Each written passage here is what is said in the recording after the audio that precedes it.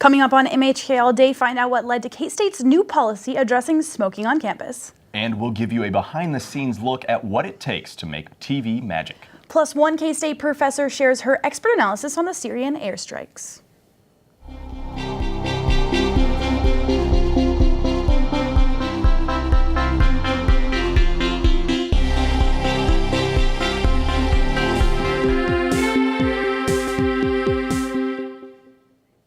Welcome to MHK All Day. I'm Callie Ogborn. And I'm Evan Penner. Coming up on today's show, find out which K-State program brought home their third consecutive national title.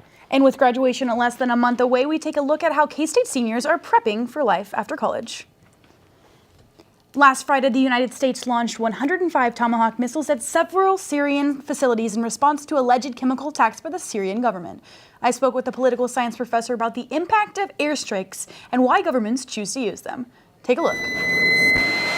Last Saturday, the Assad regime again deployed chemical weapons to slaughter innocent civilians, this time in the town of Douma. President Trump addressed the nation last Friday about recent allegations of a chlorine gas attack on civilians by Bashar al-Assad's regime in Syria. I spoke with Carla Martinez-Machain about the conflict and the over 100 missiles the U.S. launched in response. Why would leaders want to target civilians specifically? And what existing research shows is that when leaders feel vulnerable, right, so he feels threatened by the rebels, he does this as a way to target potential supporters of the rebels. Martinez-Machain studies airstrikes by how and why different countries use them, and why the president is hitting hard on Assad's allies. You can use economic sanctions, you can use diplomacy, you can use a ground invasion, and airstrikes or air-only strikes is one of those options. For a powerful, militarily strong country like the United States, it's a relatively low-cost way of sending a signal that the United States doesn't like these actions. To Iran and to Russia, I ask, what kind of a nation wants to be associated with the mass murder? Trump's fiery rhetoric against the Assad regime and its allies, Russia and Iran, has sparked controversy, and the internet is theorizing about World War III with Russia. But Martinez-Machain says not to worry about a Russian retaliation just yet. Russia and the United States, neither side wants to confront the other one. They did make it a point to not target Russian forces, and that the Russians were aware beforehand that this was something the United States was going to be doing. It's still a civil war, not World War III. Don't stockpile ammo and food just yet, Evan. World War III is still really far off, so we should just focus on getting done through the semester first. That's some pretty sound advice, Callie. And while it may not be headed towards World War III quite yet, tensions are certainly still running high between some nations.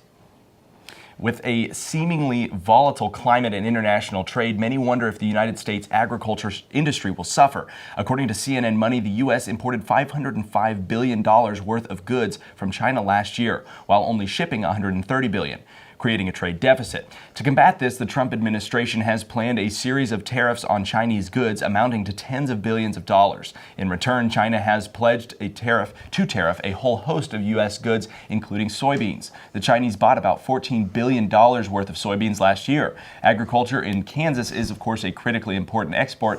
Vincent Amanor Boudou is an agricultural economics professor who says we are not in a trade war yet, but this could still be risky business. Once you lose that opportunity, you don't just get it back after the governments decide, okay, we've talked, we've made up, we've taken off the tariffs. Yeah. Because businesses are now going to say, wait a minute, I don't know if they're going to do it again, right? And I've just signed a 5-year contract with the Australians. So then we are out for 5 years, and that's where the risk is. Here in Kansas, we are no strangers to agriculture, especially here in Manhattan, Kansas. Kansas State University is known for agricultural and biological research programs. Sam Sharp, a researcher and grad student at K-State, is conducting research to reveal what a number of plants have to tell us about surviving perilous conditions. Sharp's research includes recording the behavior of the foxtail millet, a hardy staple crop used in many parts of Asia that's in the same family as common wheat crops. The goal of Sharp's efforts is to bring us closer to understanding how organisms behave under various conditions and how that relates to human beings. Sharp hopes that her next projects will lead to advancements in biological science and have a large-scale effect on the way people perceive plants. The results from this experiment could be applied to other species, and nearly every plant that we rely on for food is going to be negatively impacted by drought, and droughts are predicted to increase in severity and frequency in the next 100 years. So understanding drought response in plants is really important for being able to continue to feed the human population during that time. While agriculture is still one of K-State's most well-known programs, students from the Animal Sciences program are taking it to the top. K-State's Meat Animal Evaluation Team won its third consecutive national championship last week. MHK All Day reporter Anna Christensen went to find out what the success has meant to the program. I'm standing in front of Kansas State University's Weber Hall, home of the Animal Sciences Department. They recently welcomed home their meat evaluation team from Texas, which took grand champions at the recent competition. So we are lucky enough, this is the third straight year that we've won the competition. This marks only the fourth time in history a team has won the contest for 3 times in a row or more. Kansas State had never championed the tournament until 2016. But have taken first place every year since then. The Meat Animal Evaluation Team is a team that consists of students, primarily juniors and senior students, who have gone through the other judging competitions, whether it be meat judging or livestock judging. Preparing and competing at competitions like this can be a huge learning experience for students and set them up for success in the future, such as Peyton Dahmer, a junior here at Kansas State. So this is a contest that's very relevant, not just for that for me finishing my schooling, but for industry relevance in terms of going out and having a career in the agriculture industry. The practical knowledge that I've gained from this contest I think is going to really put me ahead and really advance my skills as I go out into the workforce. Other students have gone on to a variety of areas in the agricultural industry, including livestock production, selling and purchasing, the food industry, and personal farms and ranches. From an employer standpoint, this is the most real-world based contest that we have. And so this really tasks students with very much real-life experiences in terms of what they're actually doing and how that can directly translate to a career. In Manhattan, I'm Anna Christensen for MHK All Day. Wow. 3 consecutive national championships? I think we've got a dynasty in the making. Exactly. It's so not easy to three-peat, so props to them. Absolutely. Well, and that's not the only thing making headlines on campus. K-State recently announced the decision to make campus smoke-free. MHK All Day reporter Brianne Smith sat down with a couple of K-State students who are trying to make campus healthier. A new policy is coming to campus beginning June 1st. The Cats for Clean Air Committee is trying to make campus a safer and healthier atmosphere for all students and faculty. After the spring 2018 semester comes to an end, the Kansas State University campus will officially become smoke-free. This includes the Manhattan and Polytechnic campuses. Cats for Clean Air volunteer Jessica Milholm tells us more about the policy. Overall goal is to educate and spread the word about our policy that we're going smoke-free June 1st. Going smoke-free means no tobacco products, vapes, walking around. We're not going to have those designated areas anymore. We're just trying to make sure that campus is free of smoke. Kansas State University is the only campus in Kansas that is not smoke-free. However, this will not be the first time K-State will be a smoke-free campus. In the early 1900s, the Aggies had a similar policy close to this one. Graduate coordinator for Cats for Clean Air, Serena Taylor, tells us more about the policy. So there's no actual disciplinary action with this. It's all just kind of a self-regulation. It's basically kind of up to students to sit there and say, hey, listen, you're not supposed to be smoking on campus anymore. It's going to be incorporated in the freshman orientation and enrollment, so they're going to know coming in that they're not allowed to smoke on campus. The smoke-free policy will become effective on campus June 1st, 2018. In Manhattan, I'm Brianne Smith for MHK All Day.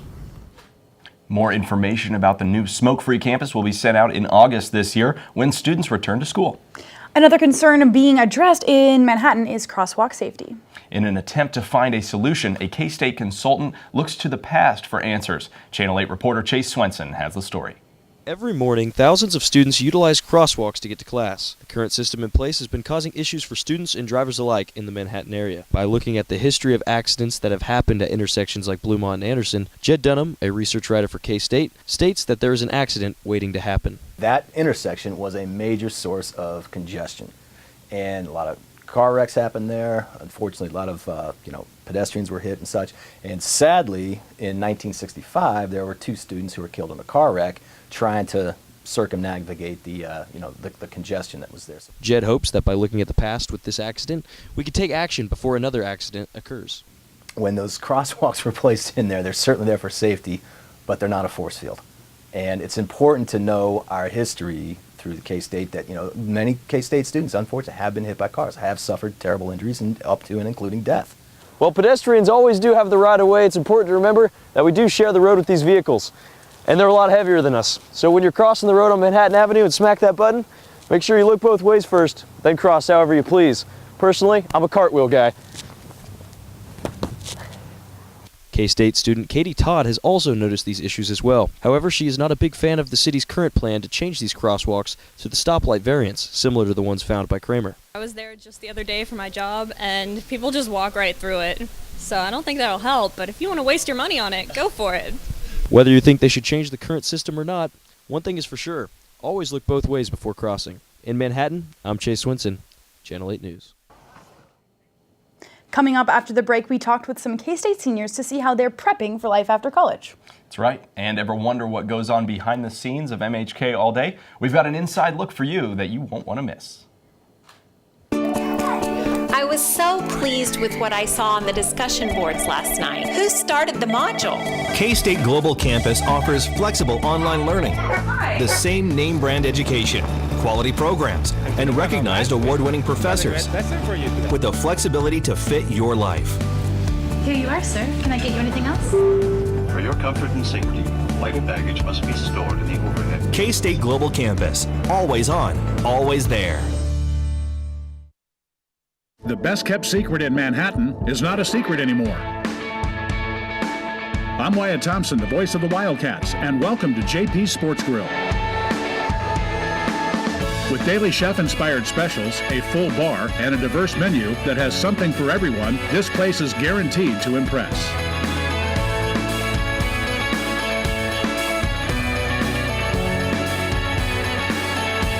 JP Sports Grill, your new favorite spot.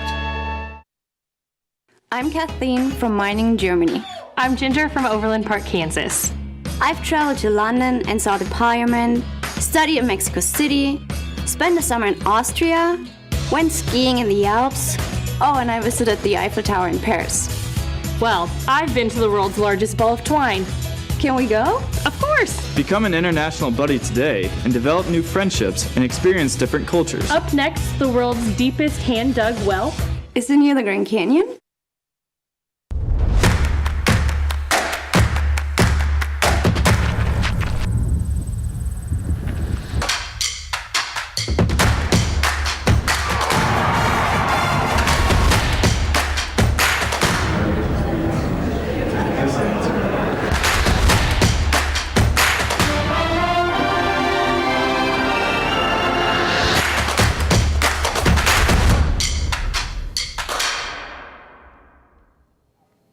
Welcome back to MHK All Day.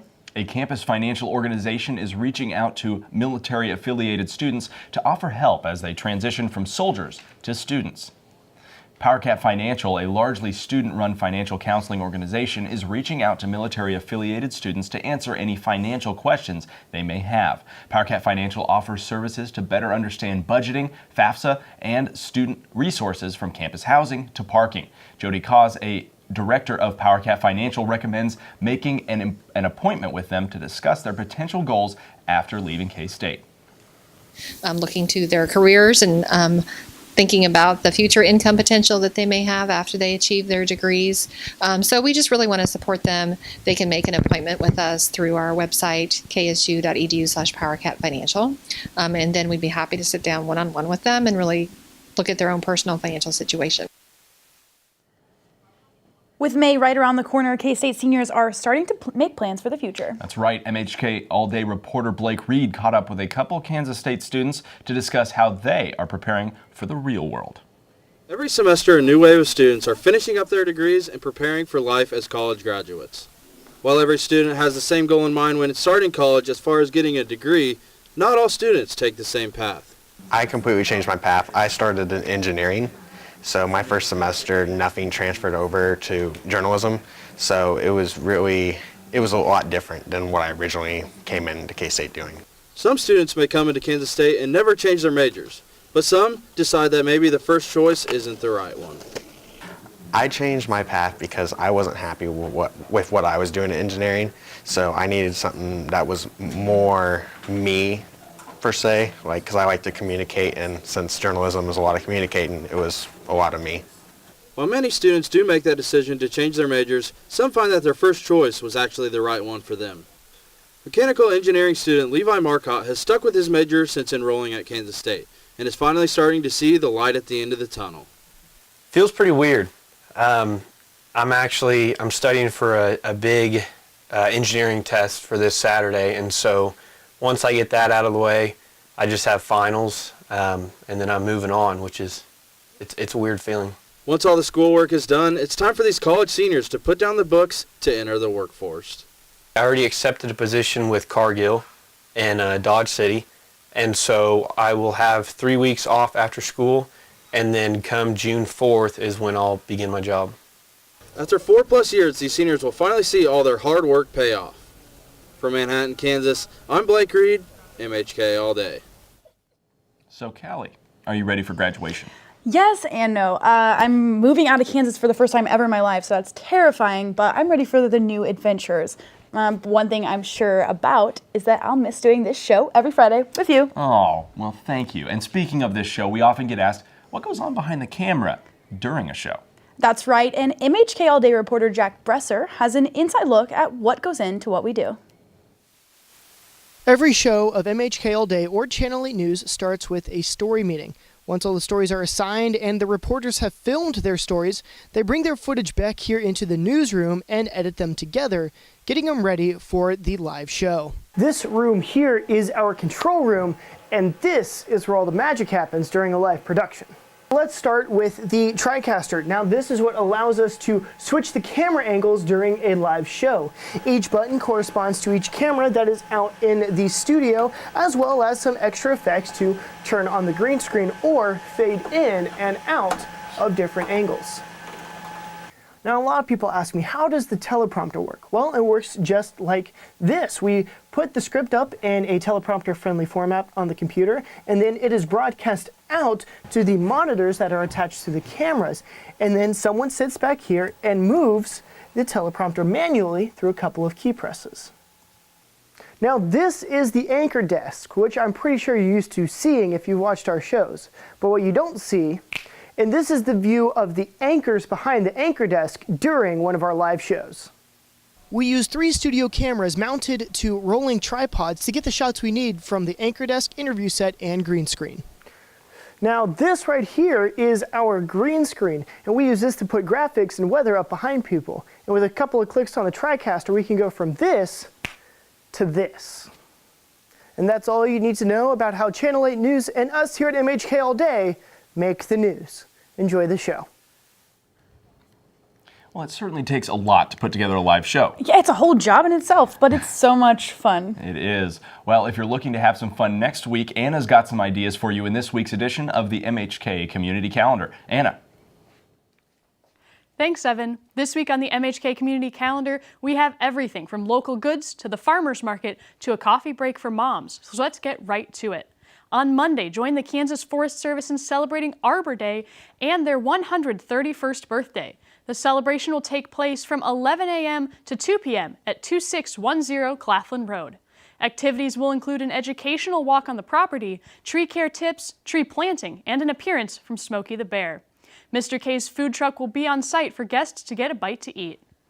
For all the students anxiously awaiting finals, Counseling Services will be hosting a cat chat on Tuesday at 4 p.m. in room 13 Leisure Hall about how to survive finals week. Topics of discussion include how to better understand your emotional needs, what the root of your stress is, as well as ways to effectively manage your time and combat procrastination. If you love to shop local, come out to Bosco Plaza on Wednesday, where K-State Farmers Market will be taking place from 11 a.m. to 1 p.m. There will be a variety of handmade and homegrown products made by students, faculty, and staff at Kansas State. On Thursday, Betty the Astronaut will be performing at the Bluemont Lounge from 7 to 10 p.m. The performance will feature upbeat acoustic music along with folk music played by Finn Mahoney. The event is free and open to all ages. Lastly, on Friday, for all the moms out there, Paramore Coffee will be hosting a Mom's Coffee Break with a children's story and sing-along. From 10 to 11 a.m., moms can sit back and enjoy some coffee while the little ones take part in the sing-along, story time, and activities, teaching them about Mozart and the basics of music. That's all we have this week on the community calendar. Back to you, Evan and Callie. Thanks, Anna. Stay tuned because coming up in sports, we have an update on former K-State basketball player Ahmad Wainwright. That's right. Plus, see what Coach Snyder had to say about his team going into this year's spring game. All coming up after the break.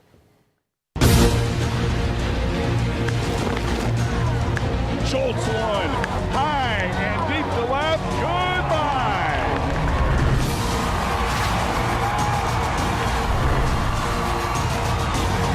Shot to right, K-State's going to try and score two. Another play at the play, but this time Brevin slides past the tag. And Brad Hill is the all-time winningest coach in K-State history.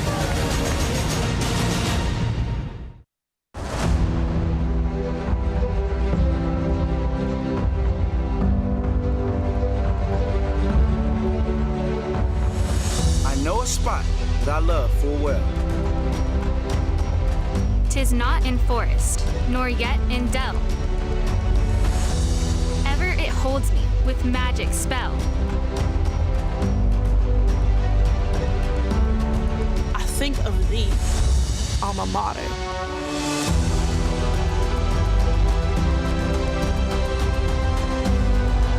We'll carry thy banner high. Long, long.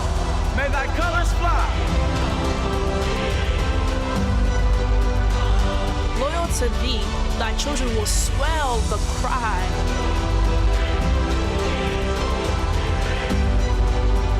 Hail, hail, hail, alma mater. We are a family that does not tolerate discrimination of any kind. A family that believes diversity, inclusion, and sportsmanship are expectations. A family that is supportive and seeks to promote a positive environment.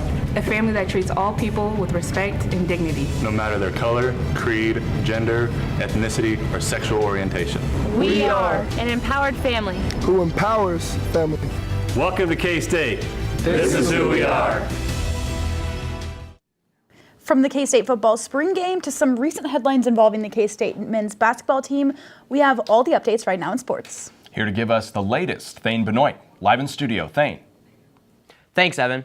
New information is out about former K-State basketball player Ahmad Wainwright. According to the affidavit, an Overland Park police officer stopped Wainwright's car on U.S. Highway 69. Wainwright, the confirmed driver, then sped away from police at 100 miles per hour following a road rage shooting after he was asked to put his hands out of the window. The officer reviewed her in-car video and found that the driver had tattoos on the back of his hand similar to Wainwright's.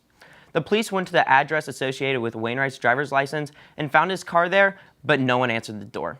K-State police were then contacted and Wainwright confirmed the story. He has been charged with 2 felonies, obstructing law enforcement and fleeing, or attempting to flee from police. The last time we saw the K-State football team in action, it was in a 35-17 victory over Pac-12 foe UCLA in the Cactus Bowl. Fast forward 4 months, with a few departures and new coaching changes, the Cats are set to take on the field again in annual purple and white spring game this Saturday at Bill Snyder Family Stadium. While there's no real winner of the game, you can expect the competition at quarterback to take center stage. After sharing reps with following the injury of then starter Jesse Ertz, the backup Alex Dellin, it was redshirt freshman Skylar Thompson that took over the reins last season, leading the Cats to a 4th place finish in the Big 12 in bowl eligibility. although it was Dellen who undoubtedly pushed the Cats in the Cactus Bowl after taking over for Thompson in the second half. This performance even earned him offensive MVP honors. As always, head coach Bill Snyder was tight-lipped about the battle, but did insist that the competition was going well. Like to have an established number one and move on. We've got two guys that are going to play. I mean, there's no doubt about it. I like for it to stay competitive, and for a young guy to know that, to become the number one, he's got to continue to improve, and he's got to do better than the young guys. We want to keep it competitive all the time. The Kansas State men's basketball team announced that sophomore guard Brian Patrick will transfer after 2 seasons with the Cats. The team announced the departure in a news release Thursday saying, quote, "We appreciate Brian's contribution to our basketball program and wish him the best of luck as he pursues his playing career at another institution."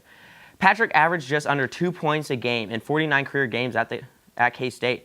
He was expected to see more playing time next season due to the suspension of Ahmad Wainwright. That's all we have for sports. Back to you, Evan and Callie. Thanks, Thane. Don't go anywhere because after the break, we take a look at how students swap their swag for a good cause. Stay tuned. Bases loaded, 1 out, bottom of the 9th. Cats and Sooners tied at 5, and the Cats trying to win a Big 12 title for the first time ever. Outside, it gets away to the plate. Kansas State has its title. Chips it in the middle, a header into the goal, and a score for K-State.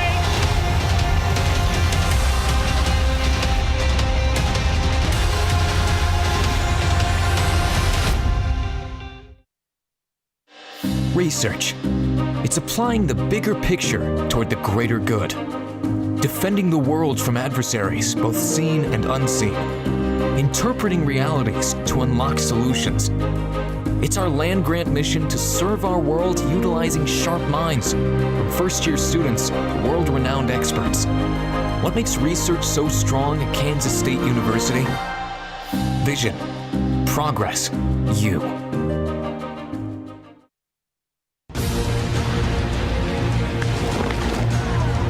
Schultz one, high and deep to left, goodbye.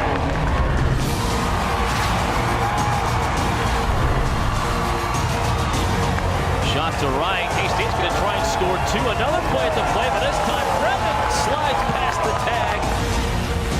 And Brad Hill is the all-time winningest coach in K-State history. We are groundbreaking educators, laser-focused on inspiring students and sparking solutions. We are dedicated professionals, keeping campus safe, accessible, and inviting. We have big responsibilities, entrusted with serving our community and world. We are Kansas State University faculty and staff, and we have many titles, but one vision: always put family first. What turns profession into passion? Selflessness, integrity, you. Did you know, according to the Apparel Marketing Design Alliance, some 26 million pounds of clothing and textiles are discarded every year? Wow, that is a lot of clothes. Well, instead of throwing away leftovers from spring cleaning, the K-State Union Program Council gave students a chance to trade them in and recycle. Students got a chance to do a swag swap Wednesday afternoon in the Union where they could donate usable clothes and other items they had no longer a need for, and shop for new pieces from other people's donation. The money that was made off the ticket purchases is going to Cat's Cupboard, and any leftover items are being donated to the Manhattan Crisis Center and Goodwill. Well, that's all we have time for today. That sounds like definitely a great way to use old clothing, but that's it for MHK All Day today. And we appreciate you guys watching. You'll catch us here next week, same time, same place. Be sure to visit us on social media. This is Channel 8 News.